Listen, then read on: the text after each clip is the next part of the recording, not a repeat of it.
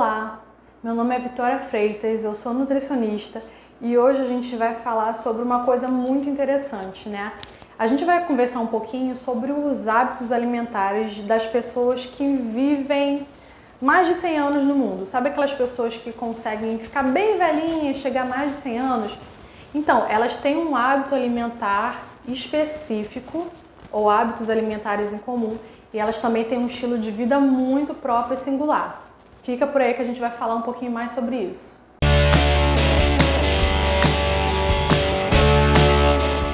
Então, o que comem, do que se alimentam, como vivem as pessoas que vivem mais de 100 anos ao redor do mundo. É sobre isso que a gente vai falar agora, tá?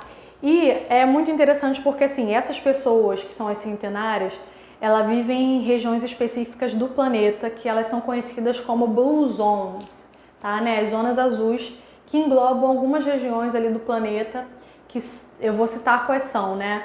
Então a gente tem, por exemplo, Loma Linda na Califórnia, né, lá nos Estados Unidos.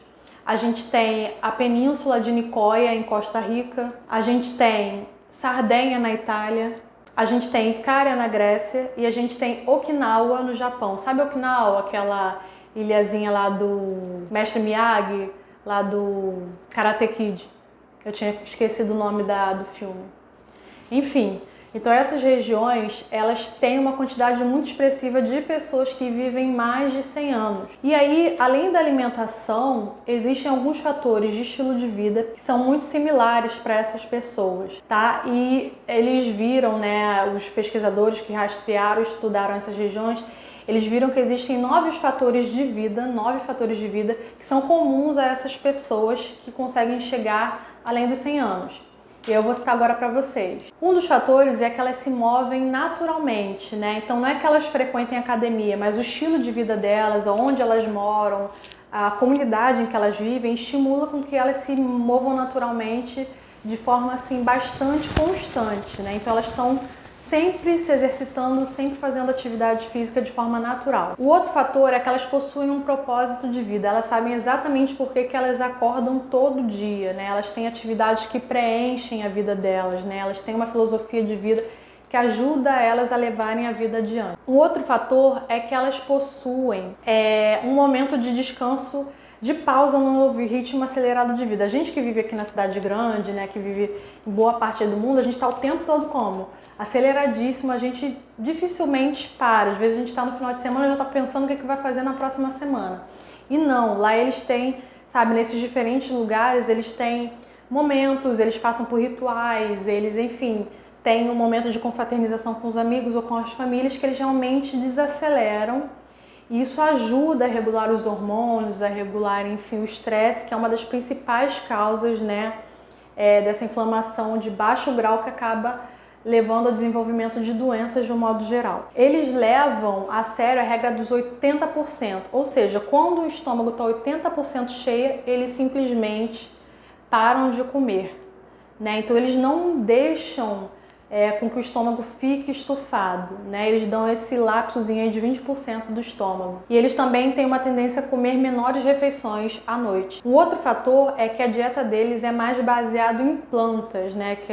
A gente diz que é a dieta plant-based, né? Que é uma dieta que eles consomem muito mais plantas do que alimentos de origem animal, né? Proteínas animais. Eles geralmente dão mais prioridade ao grupo das proteínas vegetais que são as leguminosas. Inclusive, essa que eles dizem que é o turn point, né? Que é o ponto-chave da alimentação deles que faz com que eles vivam mais, porque eles acabam consumindo mais leguminosas do que, por exemplo, carne vermelha, né? Eles bebem, olha aí, pasmem, álcool regularmente e moderadamente, mas assim, tipo todo dia, né? Mas não passa de 2 doses, né? De 2 copos, por exemplo, de 2 taças de vinho, né, que é das bebidas mais consumidas, né, nessas regiões. Por exemplo, o pessoal lá da ilha de Okinawa gosta de beber saquê.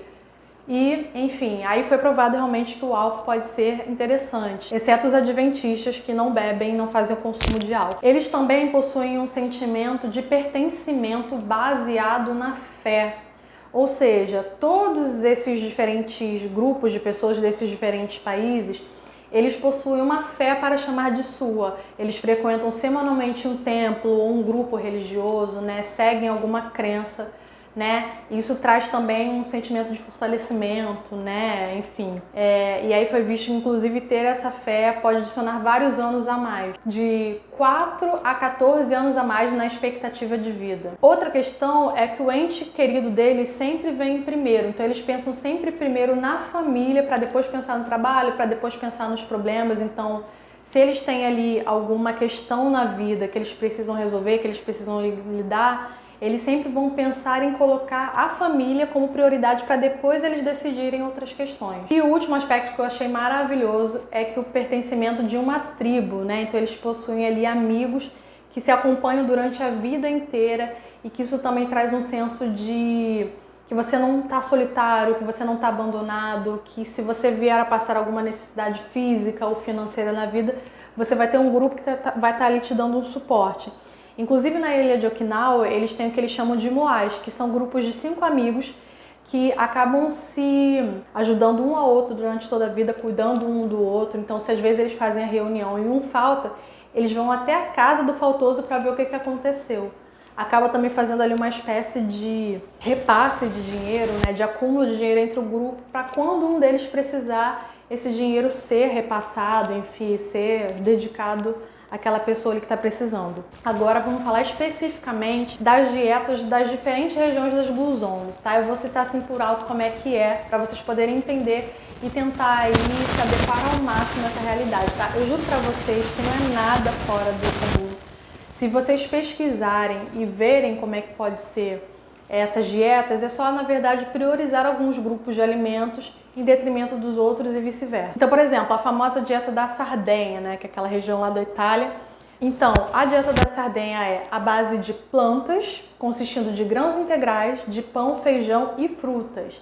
E lá na Sardenha, eles têm o que eles chamam de vinho canonal, tá? Que ele tem um potencial antioxidante, né? Ele é rico 2 vezes mais, a 3 vezes mais, enfim, flavonoides do que outros vinhos comuns. Então, ele tem um potencial antioxidante, né, dessas substâncias antioxidantes muito maior do que outros vinhos, né, o que também acaba auxiliando aí na proteção cardiovascular, na saúde do coração. A comunidade adventista na Califórnia, eles têm uma dieta vegana, então é tipo totalmente à base de plantas, rica em folhas verdes, nozes e leguminosas. Os niconianos, né, lá na Costa Rica, eles não comem quase nenhum alimento processado e a dieta deles é a base de frutas tropicais ricas em antioxidantes. Outra coisa também é que a água deles tem um teor especial de cálcio e magnésio, que acaba também auxiliando na saúde dos ossos e na saúde cardiovascular. Os icarianos, que é aquela ilha grega linda e maravilhosa, que eu tenho uma vontade gigante de conhecer, eles comem uma variação da dieta mediterrânea que eu,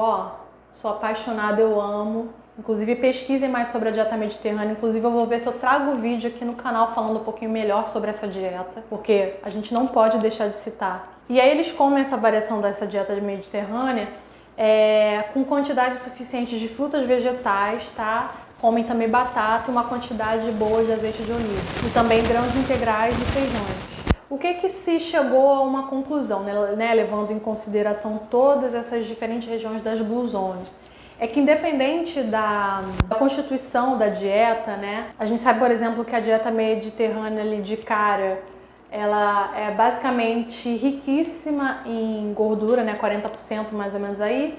E a gente sabe que é, por exemplo, uma parte monoinsaturada, outra parte de gordura poliinsaturada, diferente, por exemplo, da ilha de Okinawa, que, sei lá, 90% é carboidrato, né? Mas eles viram que basicamente a base, né, de uma boa dieta, de uma boa alimentação deve ser o quê? Cereais integrais, tá? Muito abundante em frutas e vegetais, reduzidos em gordura saturada de origem animal e também tem pouca quantidade de carne, de açúcar refinado, de doce e laticínios integrais. Então, resumindo, os padrões dietéticos saudáveis eles são abundantes em frutas e vegetais, pouca gordura saturada, ou seja, pouca gordura de origem animal e pouco consumo de carne, de açúcar, de doces, grãos refinados e laticínios de modo geral, sacou? Gente, aproveita, já me segue lá no Instagram, nas redes sociais, no TikTok, tá? Eu vou deixar aqui embaixo os links das minhas redes sociais. Tem também o link para vocês saberem mais sobre a consulta, sobre o programa nutricional Vitalidade Lúdica,